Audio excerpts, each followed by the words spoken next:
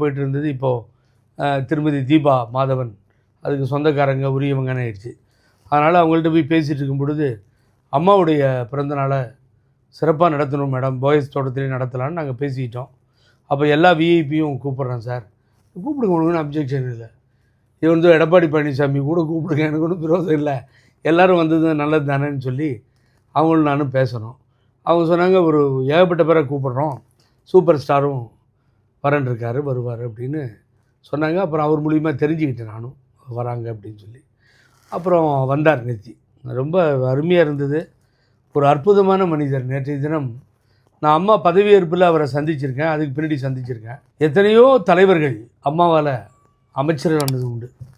இப்போலாம் இல்லை, உயிரோட வாழப்பாடி ராமமூர்த்தியிலேருந்து பலர் இருக்காங்க.